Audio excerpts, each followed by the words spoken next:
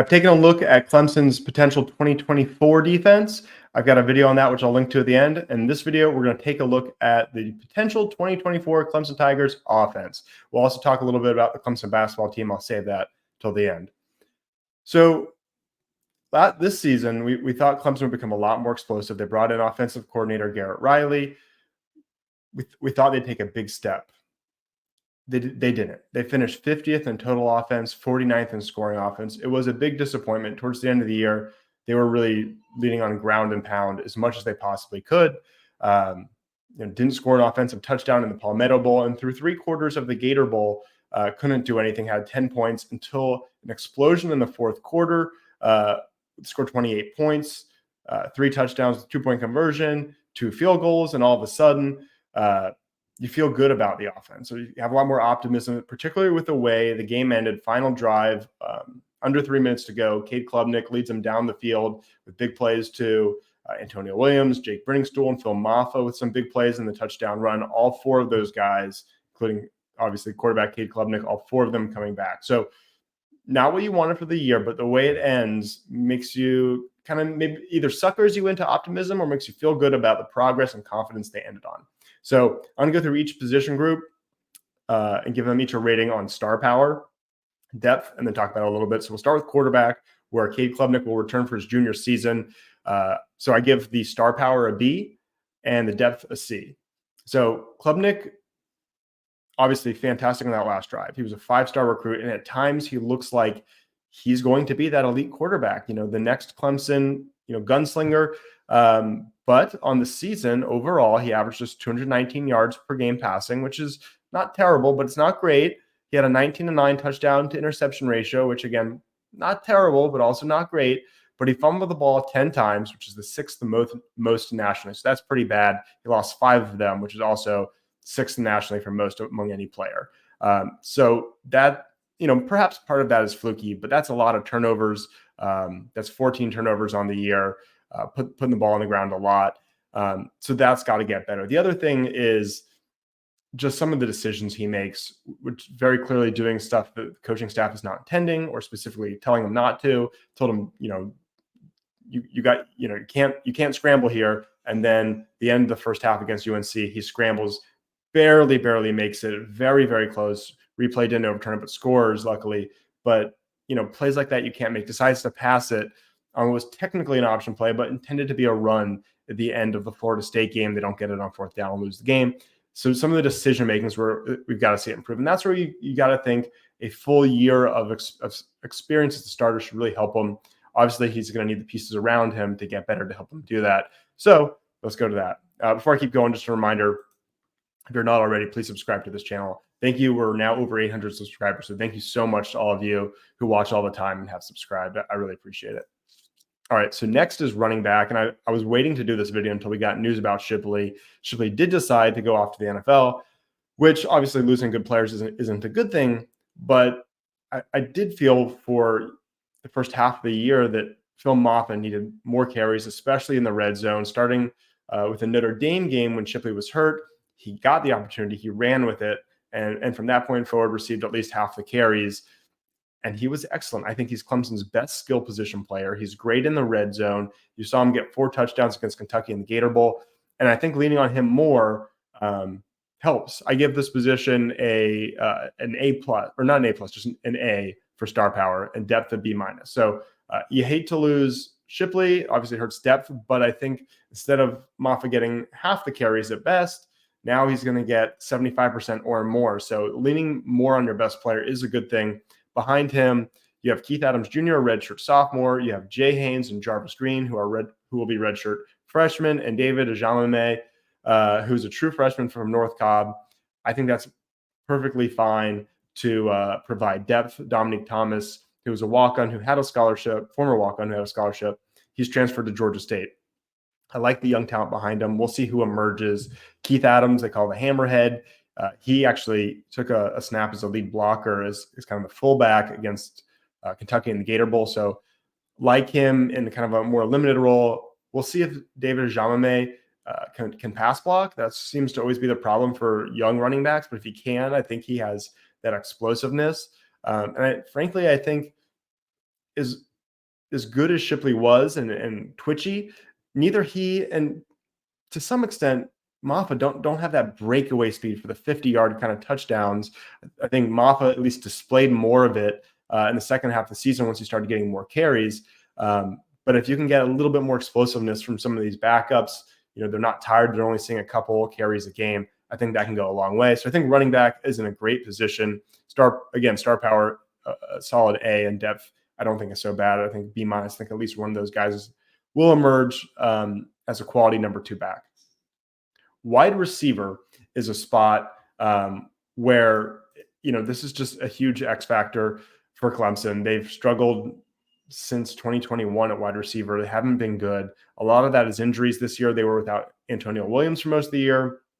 They were without Cole Turner for most of the year. Both of them will be back, along with slot receiver Tyler Brown, who's great as a true freshman, over 500 yards. So you got a trio you feel at least decent about if they could actually stay healthy.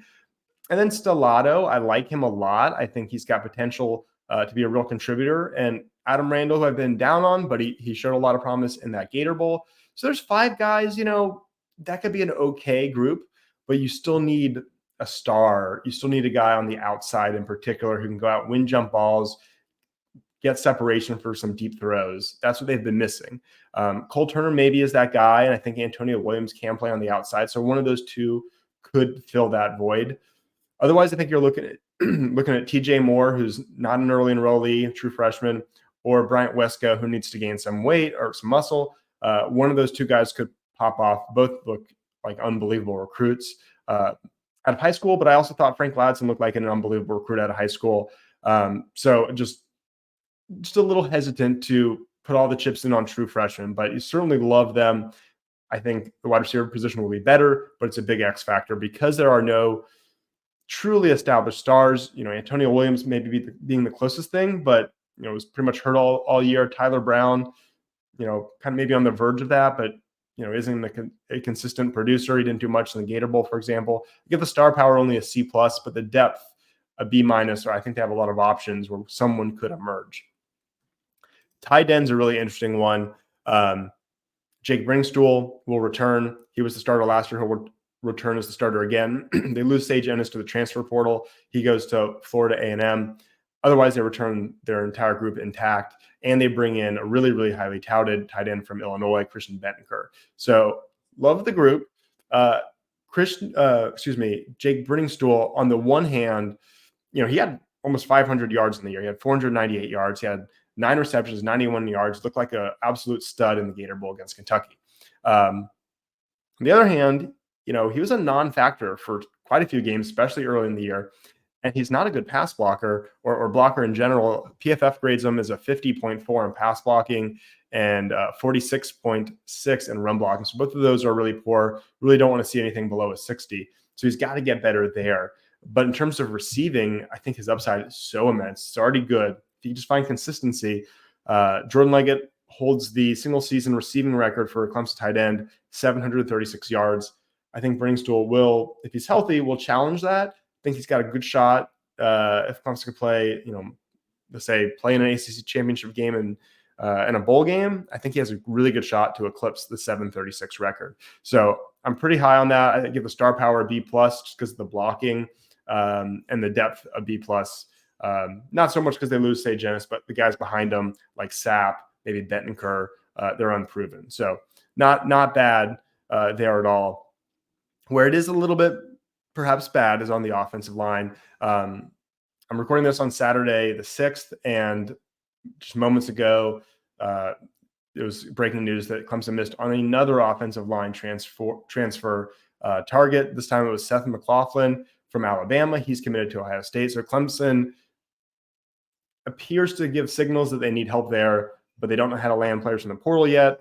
I saw Quacking Tiger on X saying that it was because they don't know how to offer competitive NIL packages, or they're choosing not to, and only using that to retain guys. So we'll see if that changes or if even that's really the issue.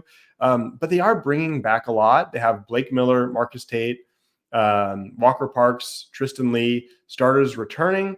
And then they lose Will Putnam, but they bring back Harris Sewell and Colin Sadler, who both started games at times. So in a way, bringing back like kind of 6 starters for the 5 spots in a way. And a lot of these guys are really highly touted recruits.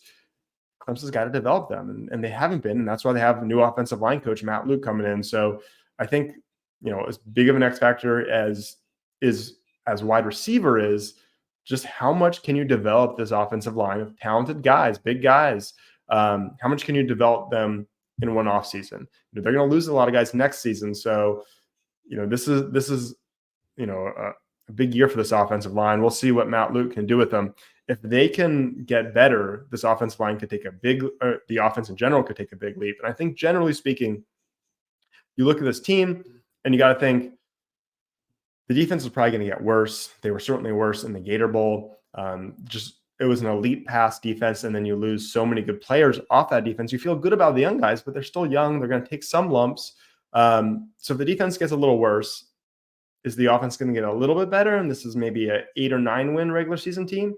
Or is the offense going to get a lot better and they're a 10, 11 win team that can make the playoff and maybe even win a playoff game or get a bye in the playoff? So I think Clemson will likely be better at every single offensive position group. Quarterback should be better with Cade. Briningstool's back. That group should be better. The offensive line returns a lot and a new offensive line coach. Wide receiver play, if they're just healthier, they'll be better by virtue of that. And I think running back, even though you lose Shipley, I think by leaning on Maffa more could be just as good, if not better. So I think the offense is bound to improve.